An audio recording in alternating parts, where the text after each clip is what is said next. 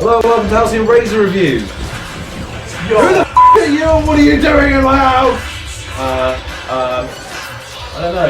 You just picked me up off the street. I was going to co-op, one of the bags, and you said, "Hey, dude, come into my house and come play a game with me." Oh yeah, you're right. I'm Rob. This is Rob. He's going to co-host this episode. When I say co-host, I mean he's going to host it, and I'm going to take all the credit for it. You son of a... Recording now. I'll just edit this fucking out. That's cool. Well, I don't know. Maybe you should keep it on. No one will know who I am if I don't say my name, unless the people who know me watching this know who I am. You've liked half my videos. Shut up! We are reviewing this gem.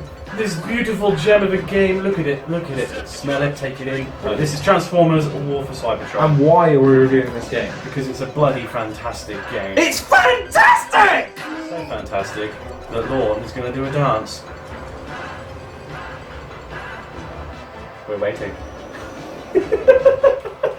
Basically in this episode, I'm going to take a bit of a backseat in terms of reviewing. I have zero experience with this game whatsoever. I've got loads. This is why this man is here. He is going to nerd out on it for you guys and let you guys know why you should get involved in the series. Are there any particular aspects you should let people know going on? Okay, quick fire. The game is split into two parts, two equal campaigns. Autobots, Decepticons, good guys, bad guys.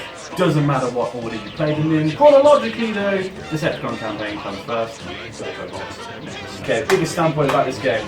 This is probably the game that the fans probably always wanted. I mean, I'm not going to stay here and speak for all the fans because I'll get hate. This is the game that I've always wanted from this franchise. Biggest point about it, you can transform wherever you want. Transformers are robotic organisms from the planet Cybertron. Okay. This story is essentially the beginning to everything. These guys have been fighting for millennia. Any fans of the original G1 cartoon, you know, the good guys, good to the Autobots, good to bad guys, the Decepticons. And they have started a war. This is the Razor Review of Transformers: War for Cybertron. The story of War for Cybertron is set on the planet of Cybertron itself prior to the Transformers' contact with the planet Earth. Essentially, it starts as a precursor to the films, to the cartoons, and sets up the world that we know and love. It's essentially one of those things where you could kind of apply it to pretty much any Transformers series. Maybe not so much the Beast Wars stuff, because that's a whole different ballgame in itself. But any of the sort of, you know, especially G1, any of those sort of old school fanboys, you know who you are, don't deny it. You know, this very much plays to them. The story is fantastic, I must admit. I know that's a very generic term, but it's, in my opinion, it's very much the story of Optimus Prime. I mean, throughout the Decepticon campaign, you don't really sort of see or hear much of him. It focuses more on the then current leader of the Autobots, Zeta Prime, and his, spoiler warning, destruction. He gets bumped off, and unfortunately Optimus Prime gets shoved into this kind of leadership role, and this is where this sort of Autobot campaign sort of picks up. If anyone who knows the Transformers franchise, anyone who knows me, knows that one of my favourite Transformers is Starscream. He is just my favourite, you know, backstabbing, conniving kind of dude. But he wasn't always a Decepticon, and this sort of story basically paints him out to be kind of like a scientist, if you will, is the best way to describe it. And he sort of works on this orbital station with a few other Autobots. And when Megatron comes to finally take the station, Starscream's doing his usual cocky thing. This is my station, you can't take this station. Takes the station from him and basically offers his services to Megatron. He's like, well, can't beat him, join them. And that's that moment, you know, that moment of just, classic Starscream. I felt like it left me wanting more, which was, you know, I mean, I suppose it's a very good thing from game nowadays. I think there's so many games, I don't know, like sort of lackluster and they don't finish in that sort of satisfactory manner. They don't leave you wanting more. And this game very much does. It sets itself up perfectly for a sequel, or indeed maybe not a sequel. You know, the ending could be taken in two different ways. You know, if you can sort of cut it off there and go, right, cool, right, I'm going to go watch the original animated series, or you could sort of play the sequel, which again is a fantastic game, just as good. But in summary, Yes, it leaves you definitely wanting more. Definitely wanting more. I mean, once you kind of... I mean, the game clocks in at about 10 hours. And after those 10 hours, I was like, whew, that's a bit of a long old slog, but I enjoyed it every step of the way. You know, it's, like I said, it just constantly chucks these little fanboy moments and you appreciate it. And, you know, you just want more at the end of it. After those 10 hours, you think, oh, I could just go for another 10 hours. Gameplay time! Ooh, ooh, ooh, ooh, ooh, ooh. Okay. Hi viewers! Another thing. Okay. Let the people know, what is the first thing that you will notice about this game, booting it up, starting to play it? Personally, I thought it's a very beautiful game. A lot of people, I've heard a lot of comments say it's very sort of washed out, you know, very samey. But don't believe them, they're haters and they've never probably played this game ever. Liars. Well, my first impressions of the graphics are they're very detailed. There's a counterbalance between the colours of sort of the vibrant purples and red between sort of the dark, dull colours of like the metal and... There's a lot of sort of gunmetal grey going on in this. What really said is this game isn't just a single player campaign. You've got two different modes on it. You've got a sort of standard multiplayer match with your sort of capture the flag, team deathmatch, sort of domination, that sort of kind of stuff. The sort of stuff that any first-person shooter sort of player will know about.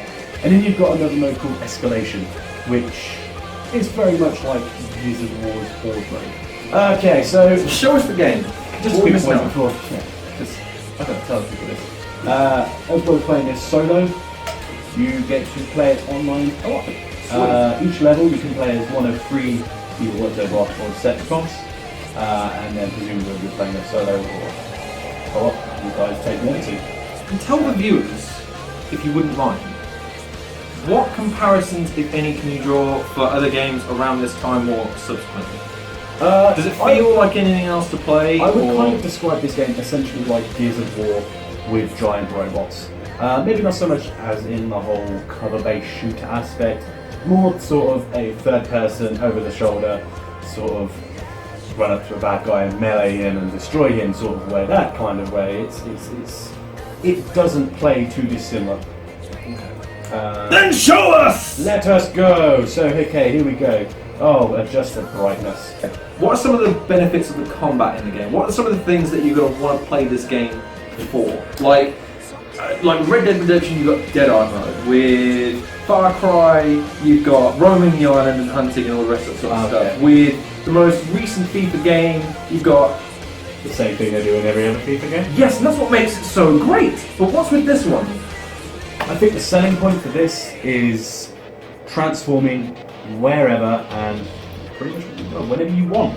So you've got a freedom of play to be able to do whatever you want, whatever you could be rolling around as Optimus Prime or Bumblebee, you know, shooting some bad guys, and then suddenly feel, well, I'm kind of sick and tired of using these two legs that the good Lord Primus gave me. And then you can transform and turn into a vehicle. I mean, you get weapons whilst in vehicle mode, you know, sort of smaller characters, whether it's machine guns, those sort of things, bigger characters, rockets and all that. And it just adds like a whole new level to that sort of gameplay. Really awesome. I mean, there's nothing more fun where you're sort of rolling through and then suddenly this kind of big section opens up in the level and you suddenly think, come to Destruction Derby. You just transform and you just roll out. You're just wrecking enemies, you know, you can just drive straight past them if you want. But that is probably what sort of is this game's bread and butter, I think, in regards to gameplay. Having that option, apart from one or two sections in the game where it's kind of like a cutscene almost type bit where you can't transform, where it's kind of try and give you a big story. Other than that, it's again like the whole game. In regards to the gameplay, any person who is a fan of the third-person shooter genre, games such as Gears of War, was going to feel very at home with this game. The gunplay, the melee combat feels very akin to those sort of games. The ability to transform feels incredibly fluid. The ability just to pop in and out, you know, it adds such a sort of new dynamic to the gameplay. It feels very natural, very fluid. And while we're on the topic of transforming, it feels... how to describe it? Fun. That's probably the best way to describe it. Yeah, fun. You have two options in regards to your motion whilst in vehicle mode. You have a sort of hovery kind of hovercraft sort of mode where you kind of have a full 360 kind of motion, sort of range of motion, and you can then also click your left trigger in and kick into a nitro boost mode where your sort of wheels hit the ground, and that's where it kind of falls flat. I think some of the transforming elements of it. You can find yourself a couple of times sort of going through some narrow corridors and sort of areas of the map and try and boost through, and next thing you know you're kind of face first in the wall, and that doesn't quite sit well when you're leader of the Decepticons. The AI in this game is varied, to say the least. For the most part, it plays well. You know, each enemy AI in this game basically has the same ability as you do. They can walk around on their own two legs, or they can roll around in vehicle mode. You know, they have essentially the same abilities as you. I personally never really encountered too much in regards to stupid AI in this game, other than maybe sometimes the enemies can kind of cluster together and kind of makes it very easy to take them out with a grenade or two. You have your standard affair, which is your sort of Decepticon or Autobot drone. You have a couple of different variants of them, whether they fire sort of machine guns, whether they have shotguns, whether they have missiles which will lock onto you and stuff. But then you have sort of different class of enemies. You have flying enemies, which can be a real pain when they start to swarm. I think the combat, certain weapons don't quite warrant them to. It doesn't feel very easy to destroy them, and I mean, I guess that's sort of what you want really from an AI, but I mean, sometimes you can find yourself getting very frustrated when you're suddenly swarmed with, you know, so many flying enemies. The game also likes to chuck these sort of brawler, bruiser, big, heavy enemies at you. There's an enemy class in the game which uses a riot shield and a mace.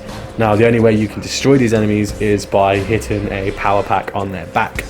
So this is where it can become a bit frustrating if you're playing single player, as you can't really distract the enemy long enough, and your sort of friendly AI sometimes has a habit of wanting to do their own thing when these sort of big brawler enemies come along. It can make it just a bit difficult and a bit sort of break you out of that immersion when you're sort of forced to come away from things and sort of make up for your sort of lackluster friendly AI. Now, each campaign has a final boss, if you will, for the Autobots. You have Trypticon, who is essentially a giant robotic T-Rex. And for Decepticons, you fight Omega Supreme, who is essentially a giant humanoid pain train of destruction. Both boss battles essentially play out the same. I mean, visually they're completely different, but the fights are essentially the same on either side. You know, you will destroy multiple sections of him before you then end up destroying like a vital part of him. Now, in regards to the level design, some sections can feel very samey. I mean, the developers have tried their hardest to sort of really chuck in diversity into this game, which is kind of difficult considering you're on a planet made of metal. The game kind of chucks in this sort of 80s neon feel with everything, you know, floating holographic screens, like brilliant colour. Each character itself is sort of very reminiscent of their G1 selves in regards to their look. You know, the first time you see a character such as Optimus Prime, you know that is Optimus Prime. Very familiar colour schemes. Doesn't quite transfer into some of the levels too well. There's a lot of gunmetal grey, as I said before, with this kind of light piping, and that kind of transfers into some of the characters where they have their sort of basic colour schemes, and they're all each faction has its own colour essentially. Autobots red, Decepticons purple, and their sort of bodies are picked out with these small sort of touches of these respective colours. Now, in regards to characters and character development, there is a lot for the fanboys to be happy with. This game has your standard, your Optimus Primes, your Megatrons, your good guys, your bad guys on both sides. The roster of characters is pretty impressive, especially for the single player campaign, where each level essentially has 3 different characters to play as at any one time. Obviously for the Decepticons, you have their head honcho, Megatron, in his usual maniacal way. As in the first level, he decides to shoot one of his subordinates just for question in a very dangerous order. You have Starscream, who's always the treacherous, backstabbing coward that he is. You have also Soundwave, his usual sort of quiet, stoic self. Now, in regards to the Autobots, you have your sort of... in regards to the Autobots, you've got the fan favourites. You've got your Optimus Primes, you have your Bumblebee, Ironhide, Ratchet, so many different sort of fan favourites. It's kind of hard to really pick out. Essentially, in regards to your good guys, you've got your Optimus Primes, you've got your Bumblebees, you've got your Ironhides, you've got your Ratchets, all the sort of standard sort of good guys. Sometimes it can be a bit overwhelming with the amount of characters it kind of shoehorns in. But I mean, if you're looking for sort of development from any of these characters, other than sort of bits of dialogue that you kind of get from your subordinates in the levels, there's always kind of one character that tends to stand out the most in each level. And usually whenever you're playing as Optimus Prime or Megatron, when they're available for a level, they tend to be the ones that kind of be driving the level forward. But that's not to say that any of the characters are underused. You know, they all play their part. You know, some of the witty banter, especially between some of the Decepticons, can be pretty down funny.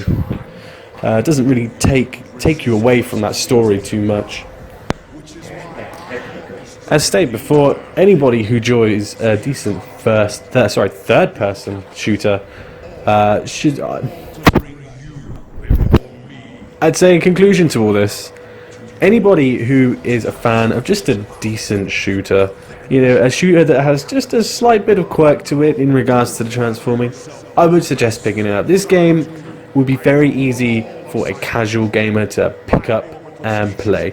The controls, they work well. There's nothing groundbreaking. There's nothing that's going to absolutely melt your melon in regards to gameplay, combat, and sort of movement and whatnot.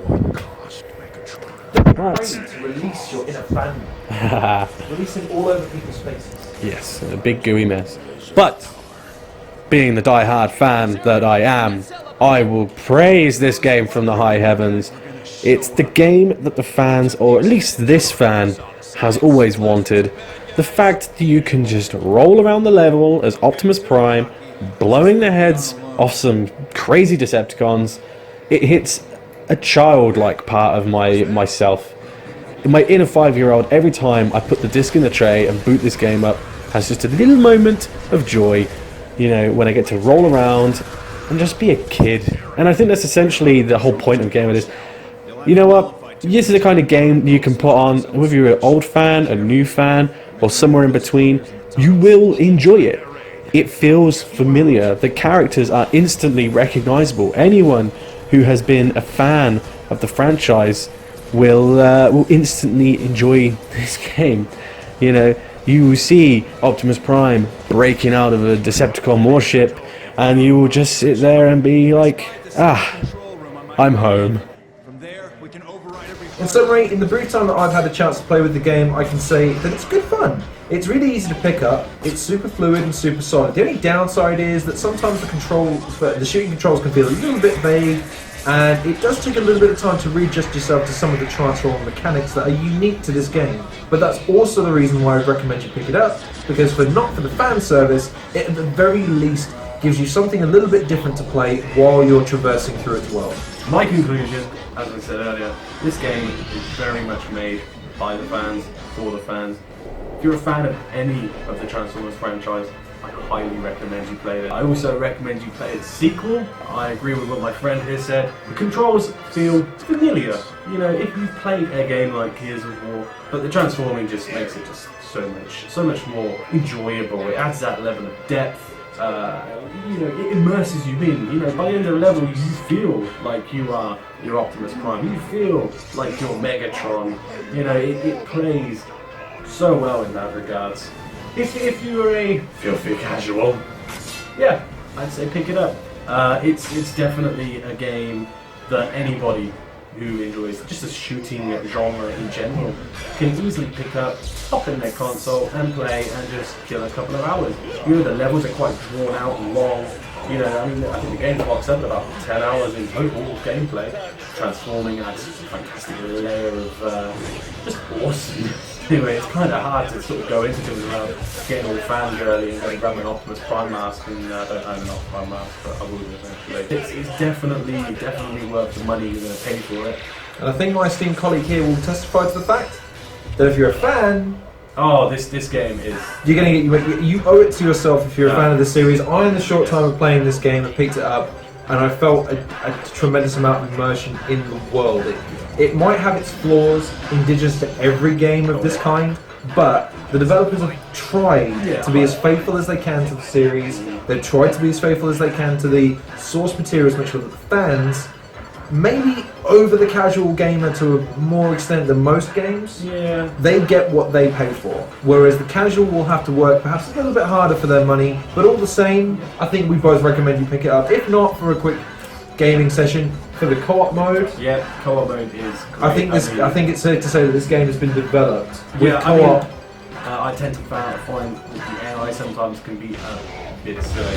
As I said earlier on, there are certain enemies where it's a little bit too much needed. It's a bit lackluster because the AI is bumping into the wall every now and then, and it's a bit frustrating. So it's just great. It really serves to immerse you into this world of giant robots. And that, what was the game we just reviewed? Transformers War for Cybertron. So anyway, how did you find it? I loved my experience. Would you come back to Halcyon? Thank you. How many likes do you want to come back and do the second one? Pricey. I'm happy with like half a like. Even if just someone just puts an angry face in the comments.